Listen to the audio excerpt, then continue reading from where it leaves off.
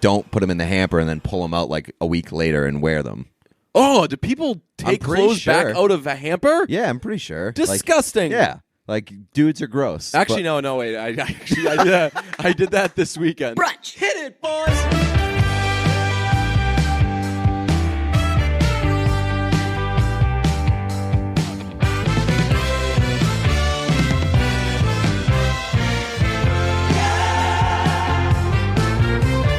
It's Monday, and I spent a lot of this morning watching a John Mayer live Instagram video where he packed a case full of, he had like a computer, an MPC, just some doodads for the road, and it was like a half-hour thing, and I probably watched 15 to 20 minutes of it. Swear to God, I cannot blame you because I would watch John Mayer do literally anything in the world. You were saying you were surprised that he doesn't have a podcast. Imagine being so cool that Instagram is your podcast. Yeah, and like you are better using Instagram than most people are, including us, on their own podcast. I don't understand the sentence you just said. But like he is better at Instagram than most people are at doing podcasts. Yes. Better at podcasting on Instagram. Would you want to be good at Instagram? If I'm as good as John Mayer, yeah. Yeah. No, I'm saying though like I am pretty good at Instagram. I mean, you saw what I did this weekend. You had a very good one. Was that your idea? It's like a thing that's been done a few times on the internet. What was the thing called when it was a thing last year? Remember that? What? That was like a thing last year. I don't know what it's called. It was called like It's like the Michaels Challenge or something. What was it? No, like people would pose near a car or something, and you'd be like, "Ooh, they must own that car," and they would zoom out, and you'd be like, "Oh, they don't own that car." What was it? I don't know. I've never seen. You don't know what I'm talking about? It was a sensation, and I didn't make the connection until you just brought up that it's been a thing before. Yeah, and I was like, "Oh, it was for sure." It was after the mannequin challenge, and fuck, what was it called? Was Bow Wow involved? Maybe. Oh, because Bow Wow posed in front of like a plane that wasn't his or something. Like Bow Wow jet? challenge. Yeah, the Bow Wow challenge. Oh, let's read TheVerge.com. The Bow Wow challenge is a hilarious reminder that everyone lies on social media. Bow Wow pretends to be cooler than he is, just like the rest of us sad sacks. By Megan Farouk-Manesh. All right, I've already had enough. You can give her a follow on Twitter. Megan no free ads. No free ads. Nicolette. No free ads. To participate in the Bow Wow challenge, you need only to understand the unspoken rules of Instagram. Take a photo that, whether by a clever trick of framing, perspective, or just a nice filter, gives your followers the impression that the life you live is far more glamorous than it is. Post the final image versus the full view, and you've done it.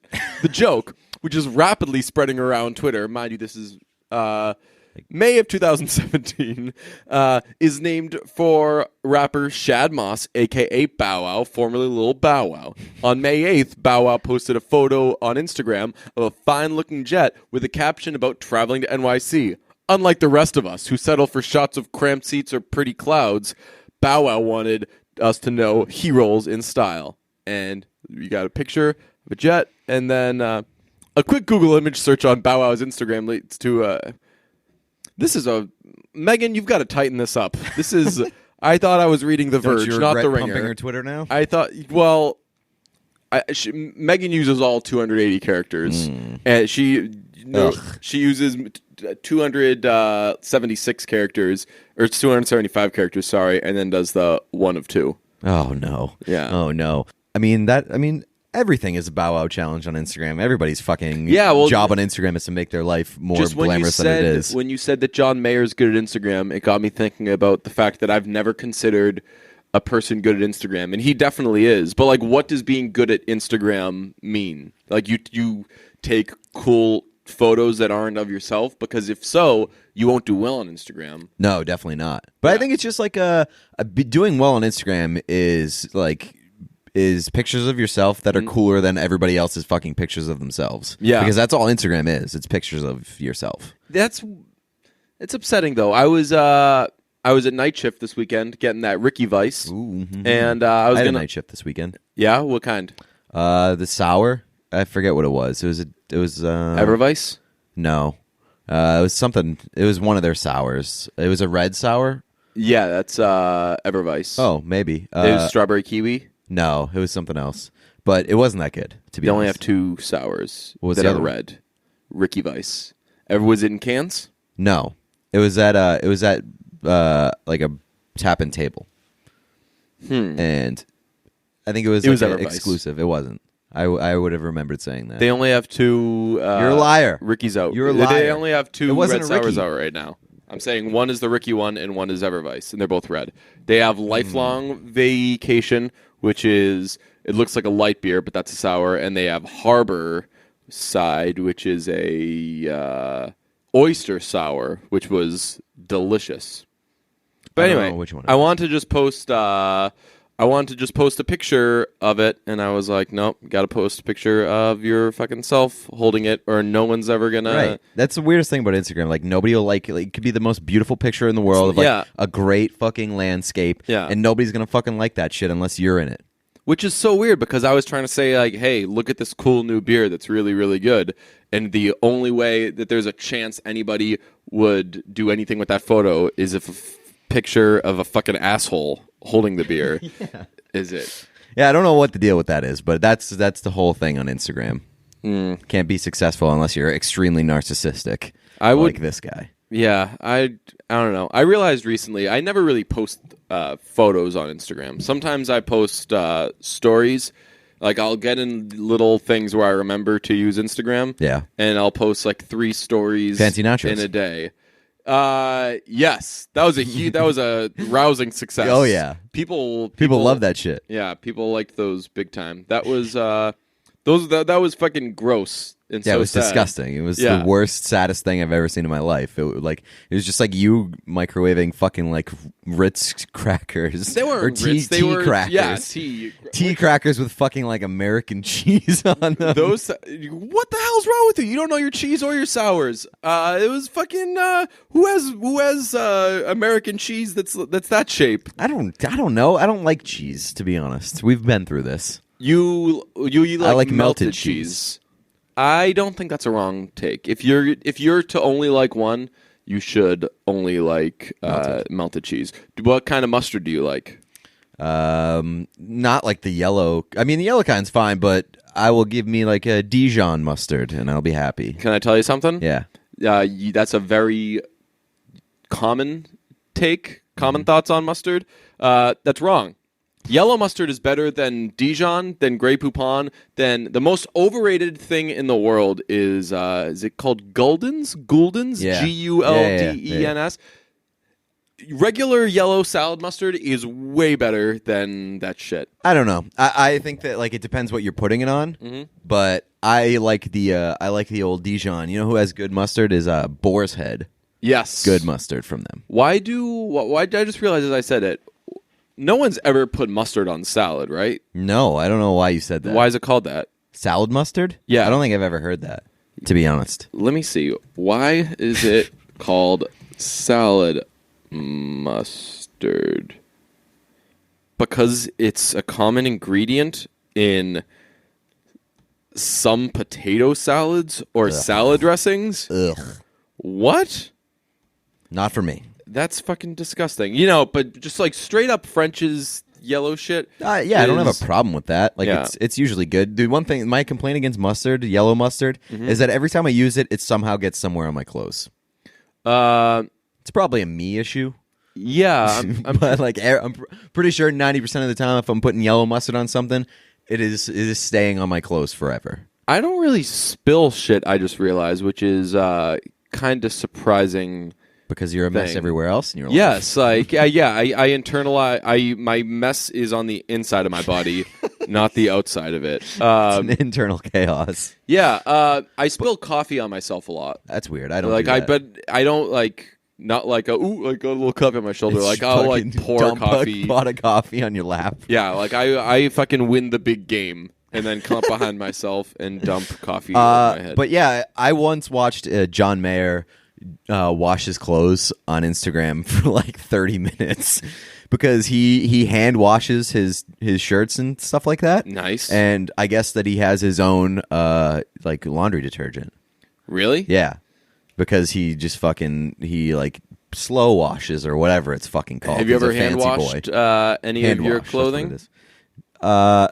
Not unless like my wash is broken and I can't remember the last time that happened. I don't choose to fucking hand wash my clothes.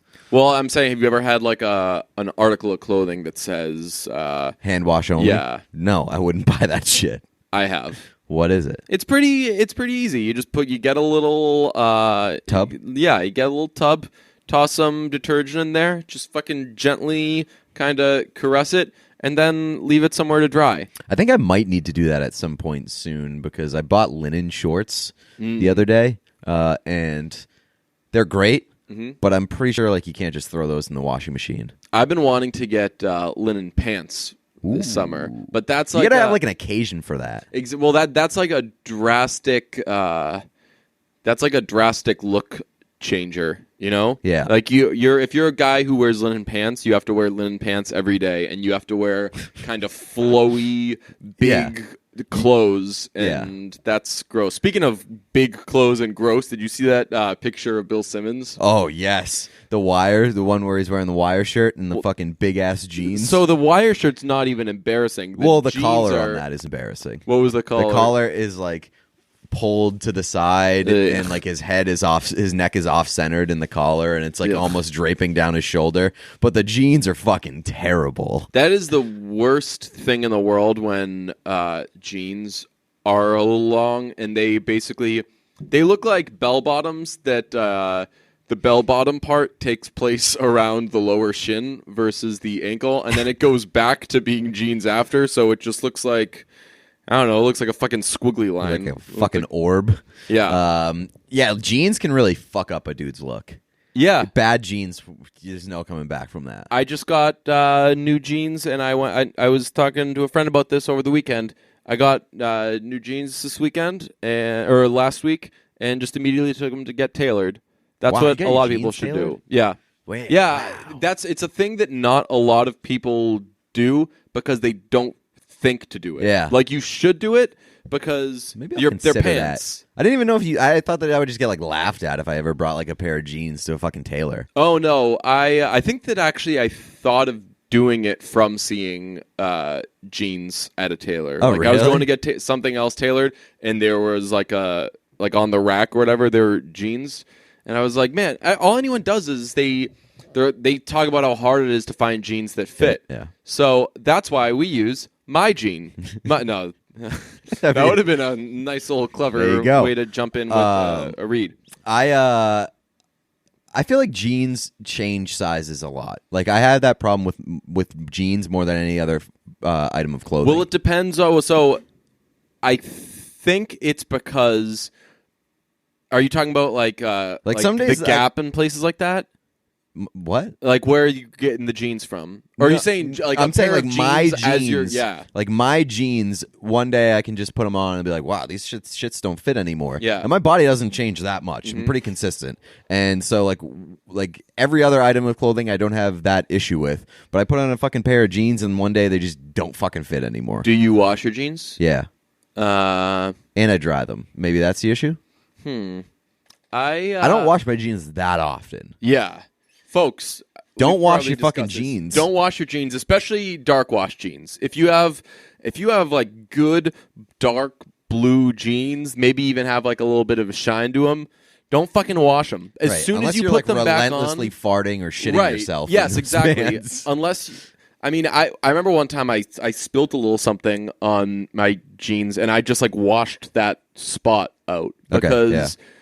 Yeah, as soon as you put the jeans back on, within like an hour, they're going to smell exactly how they smelled before you washed them. Yeah, also don't put them at the bottom of a fucking hamper. Like, really? Yeah, because that shit smells gross after that. Oh, yeah. So if you take off your fucking jeans, fold them, put them back in your closet. Don't put them in the hamper and then pull them out like a week later and wear them.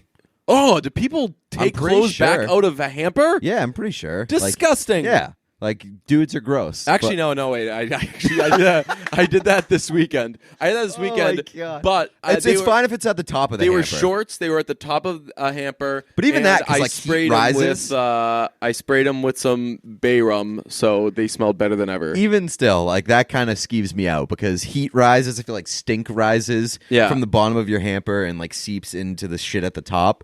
So just like don't if there's any chance that you're going to wear them again, fucking fold that shit back up and stick it in your closet. I spray down stuff that I know smells bad. So when I do laundry, once the hamper is empty, I'll spray the hamper a little bit, That's good. Freshen it back up. Because go smell an empty hamper fucking sucks.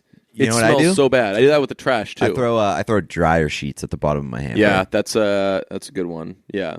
Yeah. Well, know what's cool about dryer sheets? No one knows what they do. They make it. They make just shit smell it good. I thought it was they make it so there's not as much static. Not as much static, but they also make them smell good if you buy the right ones. And also, I do dryer sheets and dryer balls. What's your go-to air freshener scent? Slash dryer scent. Like clean linen? Yes, that's number one. Yeah. That's I also do that for my car. Yeah, you don't do the car smell? I do. It depends on the season. Like in the fall's a great air freshener scent season. My like apple cinnamon. I was a big Midsummer's Night guy back in my day. We've had this conversation. Yeah. That's man smell right there. Speaking of man smell, check out this woman smell movie we watched. We watched a movie called Ibiza. It's on Netflix, and my big fat Ibiza Bachelorette party big fat movie. Netflix Ibiza trip. Yeah, we realized that because we thought that Girls Trip and My Big Fat White Bachelorette Party movie were both Bachelorette Party movies. They aren't. Only My Big Fat White Bachelorette Party movie is. It took us like is. a year and a half to figure that out too. Yeah. We were just like, oh shit. Yeah. It wasn't a Bachelorette Party movie. So because of that accidental, really dumb sexism, every time we see a movie that's an all-woman cast, we're going to say a Bachelorette thing to make fun of ourselves, not to make fun of the movie. And my good, fun, druggy Ibiza Bachelorette Party movie was good. It's on Netflix. It's Gillian Jacobs and Vanessa Bayer and Michaela Watkins and some other fun people. Good times. Wait, so you really thought this movie was good? I had issues with it, but overall, it was a good watch. Yeah, Vanessa Bayer was really funny. Michaela Watkins was really funny. I think that I'm a Michaela Watkins stan. I should say I like her, but I think she's the most. She's like a top 5 underrated person in entertainment. That's she wasn't on SNL nearly long enough. Everything she does is funny. She rules. I asked you if you saw this movie or what you thought of it, and you said it was good, and I was like, did you really watch this movie? Yeah. Did you really watch this movie? This could be another one of DJ's classic capers. I just thought that there was no way that you would think this movie was good. I hated it. Really? Yeah. I mean, if it wasn't on Netflix and if it wasn't free, I would have been fucking pissed. Got bad news for you, bub. Netflix isn't free. Yeah, well, it's free. It's with a payments. flat rate. Yeah. It's like Movie Pass. You can't get mad at like paying to go see a movie with Movie Pass. Yeah, no, this was again, there were things that I thought were stupid about it. It's about 3 girls who go on a bachelorette party for one the girl's work. Her job has a meeting there, so they go on a bachelorette party and they go to Spain or Spain. To those who have seen Popstar. Barcelona, Spain, Emilio Estevez. And she's got meetings and stuff, but instead they do drugs. And she meets a DJ, and she follows him to Ibiza, and they all do a lot of drugs. And honestly, again, I thought it was fine. I just had one major issue with it. There are so many long EDM montages. Oh, there really are. Half of the movie is them in a club dancing while EDM is played, and only one of the songs was really, really good. Was it original music? I don't know, but is EDM really original music? In my day, we didn't have computers. God. There were more EDM montages in this movie than there were in that Zac Efron EDM movie. I was gonna say it's also the other name for the movie is My Big Fat Zac Efron Spanish EDM movie. We Are Your Friends. Bachelorette party movie. I will say the DJ in this movie is smoking hot. Well, you know who he looks like? Gus Kenworthy. What's that? What's that? He looks like the look up Gus Kenworthy. He's the U.S. Olympic skier. He's gay and very, very attractive. Yeah, looks like him. Oh yeah, he does look like him. He also looks like Paul Williams. Not really. He's got yeah. Check it out. Way more Gus Kenworthy than Paul Williams. I would agree. Well, there's only one Gus Kenworthy picture of the 6 here that particularly looks like him. Gus Kenworthy got them tattoos. He is a absolute hunk. Yeah, he's got a lot of good things going on. A lot to like about Gus Kenworthy. Yeah. But he doesn't have a Scottish accent, which this guy has. Is that attractive or not? Oh, They go to Ibiza, and there are all these like fun Spanish men, and she goes for a Scottish guy. The Scottish accent does it for me. Really? Yeah. Oh, yeah. Even like Lauren Mayberry. Scottish accent. Like you think that Craig Ferguson is like a babe. It's got to be coming out of an attractive person, I think, to make it more of a plus. Otherwise, but yeah, I think the Craig Ferguson's accent is nice. I like Craig Ferguson. I love Craig Ferguson. No idea where that guy went. He just kind of chilled out, which is I'm sure he's like living it up. Yeah. So there's too many EDM montages. When they go on the trip, so Gillian Jacobs, her job is going to send her to Spain, and she tells her friends about it, and her 2 friends are like, let's go. And one of them says, I can go because I blackmailed my boss, and he lets me do whatever I want. And that scene lasted about 3 minutes too long?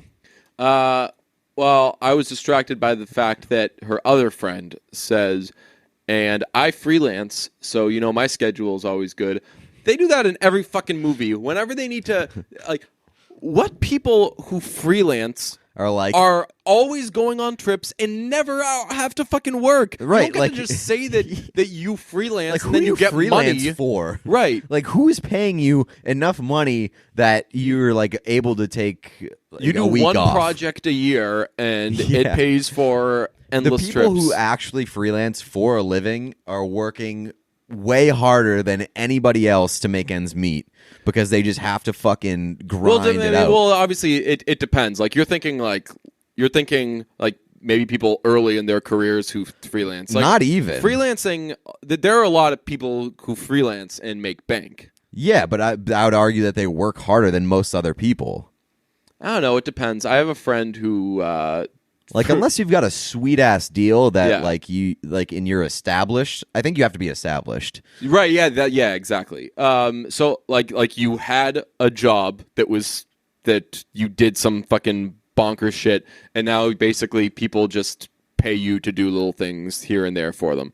But anyway, this girl's like living in an apartment with 2 roommates and is in her 20s or whatever, so clearly not murdering it, and she can just go on all these fucking trips. So, pretty ridiculous. Also, at the end, the DJ guy says, hey, come to Tokyo, I'll pay for it. And she says, no, you come to New York to see me. And then she tells her friends that she did that. And it was one of the many moments in my life that I'm like, man, girls have it so much fucking worse than guys. Somebody said, come on this free trip. I'm going to pay for it for you. And she had to be like, no, I'm not just going to fucking do whatever you say. Because if a girl does that, some people are actually going to be like, oh, why are you just following this guy around? If somebody fucking offers you a free trip, I'd be so fucking excited. Oh, yeah. I mean, well, I thought that was like sort of ridiculous that she said no to that because she had just gone to Spain and then stalked him to Ibiza. Yeah, but she was on drugs. So that makes it okay. Yeah, there were a lot of funny. There's a lot of problematic messages sent in this movie. What were they? Well, one is just like, hey, if you got work responsibilities, fuck them. Chase a DJ to Ibiza. Mm-hmm. Ibiza, sorry. Mm-hmm. And hey, everything will work out for you. Yeah. Because she did that. She got fired from her job, which, like, they played it off like the boss was the real asshole. But, like, she sent her to Ibiza. Yes, to do work, and she sent her didn't to do Spain, and she didn't do work, and she completely blew off her obligations. Yes. And then came back, rightfully got fired, and then Gillian Jacobs was like, fuck you, lady, nobody likes you, blah, blah, blah, and, like, stormed out. And I was like, huh. The boss was definitely right there. And then after that, Gillian Jacobs was like, fuck this, I'm just going to start my own firm. I was like, what? How do you even have money to do that? Like, you just blew off the one work responsibility that we've seen you have in this movie. Well, I don't think you're ready for that. Well, she was able to do it because she fucked over her job that had just paid to send her to wherever. She stole the client that they'd sent her to Spain to sign. Which the client definitely wouldn't have been like, hey, I like this girl who definitely tried to scam me into my business. Yeah, there was a lot of fucked up shit. And also, like, maybe the idea of chasing a DJ to a foreign country and then just trusting, like, these girls in this movie just trusted a bunch of strange foreign men. I was thinking about that. Like, so many movies like that are just end up being hostile or taken or whatever. Well, they made that joke at the beginning of the movie. They were like, this is how all these, like, kidnapping movies take place. Well, I mean, think about it. Taken, they literally trusted one person, and that's all it fucking took. Yeah. That guy with his fucking French charm called the people, and they stole the two girls. One of them died. And this one, they're on, like, once you've trusted your 57th European stranger, you're like, I'm really overdue to get fucking killed here. Oh, yeah. And I mean, the one guy who had the Playboy Mansion Hotel, who just, like, as soon as these girls arrived, who was creepy at the club to begin with, but then when the girls arrived to his house, he's like, hey, do some drugs. Yeah, he said the creepiest thing in the world, but for some reason it just fit the vibe of the movie. He was like, enjoy the drugs, food, and open sexual experiences. Right. And I was like, what the fuck? If I walked into a party and someone was like, enjoy the drugs, food, and open sexual experiences, I would be like, can I take the food to go? Can I just walk up to the table, grab some tea crackers and sharp cheddar cheese and get out of here? And also, all the love stories in this movie were fucking ridiculous. I don't know if I would call them love stories, but, like, all of them were insane. The Vanessa Bayer, I thought that Vanessa Bayer, the entire movie was funny. There was never a part where... She was really good. Because she was the comic relief, and a lot of times the comic relief in movies, you're like, oh man, that person's trying too hard. They're really forcing these jokes. Yeah, everything she did was funny, but that's because she's fucking Vanessa Bayer, and she's, speaking of people who I wish were still on SNL, she's the fucking GOAT. Phoebe Robinson's character walks in on a dude peeing at a party, and then is like, hell yeah. I want that. Yeah. That is never, I don't think that's ever happened in the history of humanity. She's she's just got like a very man-eater vibe to her. She's like, she sees what she wants and she attacks it, where the other characters are a little more like skittish. Yeah, but like, have you ever if unless you have a pee fetish and you walk in on somebody peeing, like I think that her reaction was like, oh, nice dick. Yeah, but like there was pee coming out of that dick. Yeah. And also presumably it was a soft penis. Like a soft penis is gross to begin with. When there's pee coming out of it, extra gross. And then she was like, yeah, give me some of that. Yeah, but it's a weird situation. But she can, I mean, she's got an imagination. She can project that when erect, the penis will be bigger. And if she likes the size of the floppy pee penis. Or maybe just seeing, I mean, you've seen girls fully clothed before been like, I'd like to have sex with that person. Yeah, but I think that's way less gross than seeing a dick. Of course it's way less gross. There's nothing grosser than a dick. That's true. Everybody Well, can agree that's on not that. true. A dick with pee coming out of it is grosser. This is a sign. This is like very, very much taken from Seinfeld, but it's a correct point. Nobody actually, like, isn't it crazy that, like, of all of the parts, everyone can agree that, like, dicks kind of stink? Yeah. Like, people who like are that is, like, the attracted grossest to part. penises are like, yeah, but they're they're terrible. It's like I need that, but it's gross. Elaine says it's like a Jeep. It's for getting around. That's a good point. If you haven't seen the doors Seinfeld, don't come off. What's that? Except the doors don't come off on a dick. Yes. I was gonna act like they do and be like, well, your dick doesn't shed. The Jeep conversation that we had was a great bit. That was a great bit. Just let's make it less of a car. Yes. This make this less of a dick. This Ibiza conversation brings us to and it's Monday. People are pissed. Ibiza is pissed off. The island is considering a lawsuit against Netflix over the film. By the way, problematic headline. Ibiza Island considering lawsuit against Netflix over new Will Ferrell, Adam McKay comedy. It's written by a woman. It's starring all these women. And you got to put Will Ferrell and Adam McKay. Well, those are the biggest names attached to it, but they're not even like directors. They're fucking producers. Right. Which is... That and I'm assuming that's only because it's like a Funny or Die production. Yeah, but it's also, I guess it's better for the women here because it seems like they get to detach from it. Right? Yeah, they got to have all the fun, and Ibiza is going to get that Will Ferrell money. Maybe they're like, how much money can Vanessa Bayer have? Yeah, I guess that they're suing them because it like paints Ibiza in a bad light, which. Not really. Like that's what I think of Ibiza when I think of Ibiza. It's just like a party island or whatever. People go there and they party while they're there. I'm sure that there's like a CVS there. Yeah, I'm sure there's other stuff, but nobody cares about that. Yeah, it's a party movie, and that's where the partying takes place. Imagine all the fucking shit that the USA could sue Hollywood for, being like, man. Or I guess the USA could sue itself for how bad it makes the USA look at times. I think the one thing that you got to be mad about if you are Ibiza, the country, is that it's a movie called Ibiza, and they don't get there until about 40 minutes into a hour and 30-minute movie. Nebraska was nominated for Best Picture, and it pulled that. Does it even get to Nebraska? Yeah, but like. Also, I'm pretty sure that they filmed in Nebraska. They did not film Ibiza in Ibiza. They filmed in Croatia. Everything is filmed in either Toronto or Croatia. Or New Zealand. Is there other than Lord of the Rings? just Lord of the Rings. Yeah. But yeah, I just think it's funny. Like if you are naming a movie after a country, you should probably shoot there. I agree. It definitely doesn't happen though. Yeah, like movies shoot in other places all the time. Yeah. But usually they're not named after the place that they're supposed to be shooting in. Yeah. Bobby's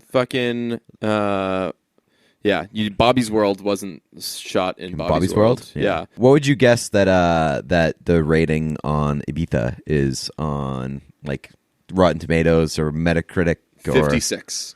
Really? Let me see. Ooh, way higher. It's 75. What? Yeah. For like on what? Rotten Tomatoes. What? Yeah. This movie sucked. Really? You thought it sucked? Yes. I thought a lot of the jokes were tired. The plot was very thin. Like this movie felt to me like it was like a college sorority girls like fan fiction. Just a lot of the jokes did not land for me. And you just said that Vanessa Bayer was funny the whole time. I thought she was like the good part of this movie. Yeah, but then the jokes were good. The story has been done a million times. I just thought that like her like physical humor was good, and she had like a couple good lines. But that being said, I think that they dragged out a lot of her funny stuff too long. Like you gotta do the George Costanza. You deliver a funny line, you get out of there. Like her best line in that movie was the guy when they were at the club, and that guy was like, "We're definitely fucking," and she was like, "Nope, but we're fucking friends." Oh no! She said we're fuck. She just followed it up with, "Oh, we're fucking no." friends. She said no. We're fucking friends, though. Oh, I thought she just went right into we're fucking friends because I was going to say that'd be a cruel trick. But then again, if you go up to a girl and is like we're fucking, or like we're fucking, then you deserve something that is not you actually fucking. You deserve, to quote Pink, "I'm not here for your entertainment, so go jerk off in your hand tonight." The fucking like black light in the hotel room. Yeah. Give me a fucking break. Yeah. We've seen that shit 19,000 times. Yeah. That was I remember the end of the that episode of The Office. Yes. And not to mention the fact that this movie tried way too hard to be relatable to millennials and shit like that. It was just like, hey, it was how many fucking like appealing things can we squeeze into young people? Like what? Like fucking EDM, goddamn EDM, like she works at a PR firm, like young people shit. It was a lot of fucking young, gross crap. It's a pretty thin argument you just made. Yeah, You're like, I had a better list. They were trying too hard to appeal to millennials. There were characters, and like it was shot somewhere, and they got on a plane. Millennials are always fucking flying. There was a good scene, speaking of millennials, where with Michaela Watkins when she's like, "I'm going to send you to meet with these guys because I think that they'll really like you," and she's like, "Yeah, but just like a heads up, I don't sleep with people I work with or whatever." She was like, "Oh yeah, totally. Pick up your millennial trophy at whatever." Yeah. Oh, that was hilarious. Congrats on finding this movie funny. Well, did not do it for me. It was. So you think that? What do you think it should have gotten on Rotten Tomatoes? Like with us not knowing what Rotten Tomatoes means. Like really. A 20. In the really? 20s, yeah. Like if you're giving The House a 26, this movie was way worse and way less funny than The House. So I would say this is better than The House. What? Yeah. You fucking kidding me? Like they're both pretty good. You would I guess it's a really low bar to set, but like where would you rank this in the quote unquote Bachelorette party movies? In the middle? Well, so far there's only been 3 Bachelorette movie parties. And one of them was fucking trash, and the other one was fucking great. Amazing. So I guess it falls in the middle. Yeah, this would say... Yeah, I would say if Girls Trip is 10, My Big Fat White Bachelorette Party is 1 or 0, then this would be 6, I would say. I would give it like so just like a tick like a above. 4. 3 or 4. Yeah, I thought it was a pretty solid movie. What else is happening? How are you? I'm fantastic. If we want to do reviews, we have a couple of reviews. Nice. One of them is not great. We got a 1-star review. We won't read it, but the person complained about curse words, so that's automatically invalid because if you complain about fucking swears, I hate you so much. I'm going on a picnic and I'm bringing 5 stars, says Joe K788. A 5-star review, but also thunder. Nice. Is that it? Yep. And then this one is going to make you incensed. Okay. It's a 5-star review, but good show, but ... And it says fix the website too. By fix the website too. I think our website works fine. I don't know. Website's awesome. Yeah. So good show, but this is one of the better podcasts out there. But DJ needs to stop kissing up to the Barstool scum. You want a job, and it's cute to hear you beg, but cut the crap. Barstool is not sports. They are misogynistic, content-stealing clowns equivalent to a bunch of dirty frat boys. DJ, your support of these know-nothings speak to your credibility and moral compass.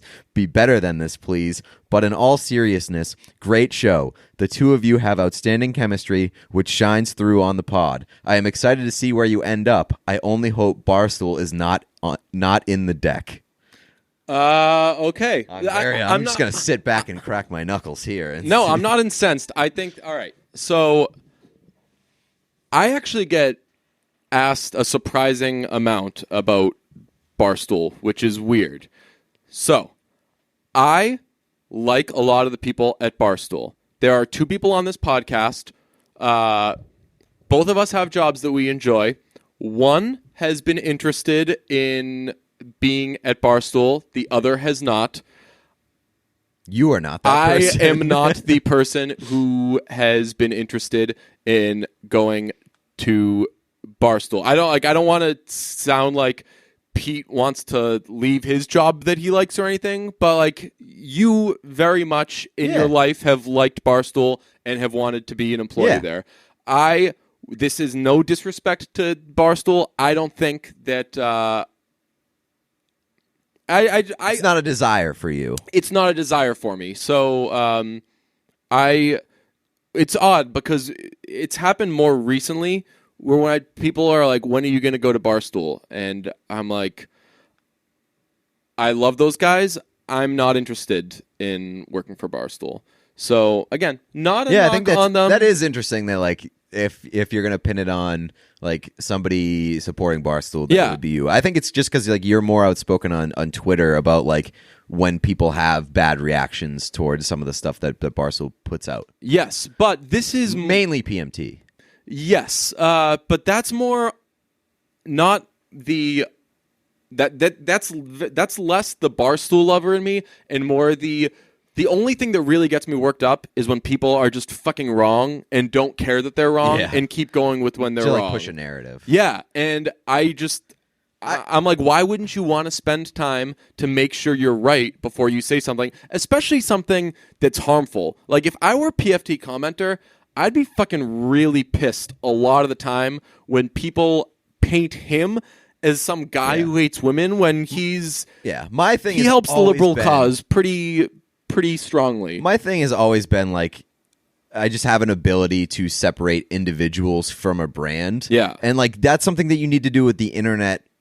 And just like anything really is like it's like saying why do you go on Twitter if Twitter has so many racists and sexists and all these awful people? I worked for Fox Sports. Like Fox had certainly had its issues at the top. Yeah, and like there are so many things that you could be like, well, you're supporting this shit because you work for this company. When it's like Barstool gives personalities an opportunity to shine where like a large audience where like a lot of other companies just don't afford you that opportunity. Yeah.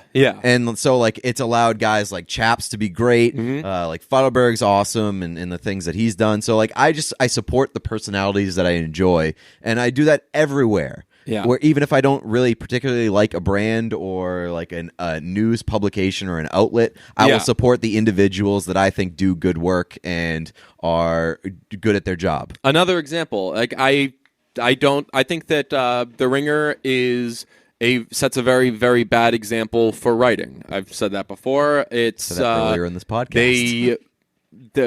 Whatever the editing structure is there, they don't say bad job, tighten this up. Let's make this let's just make this better. Don't overwrite.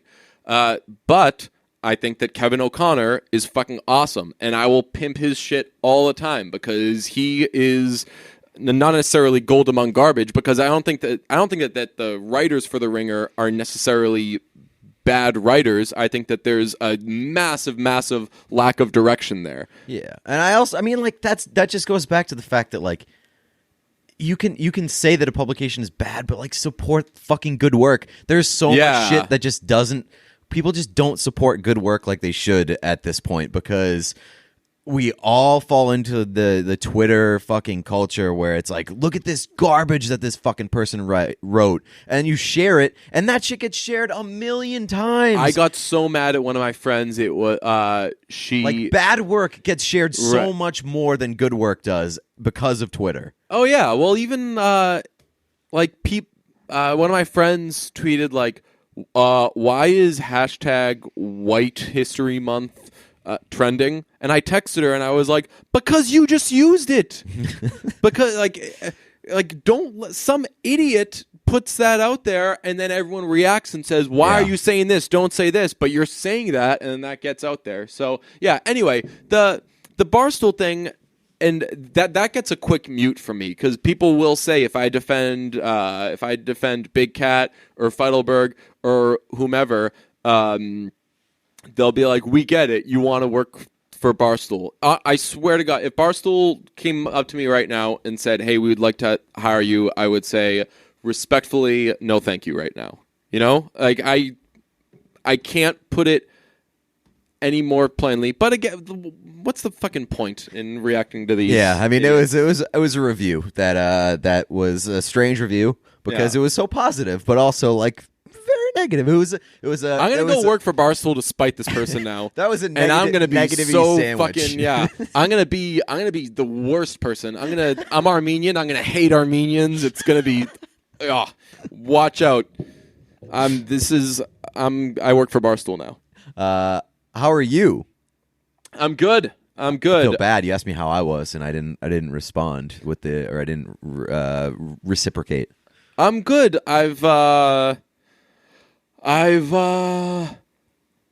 am I? I'm. Oh, this is getting a.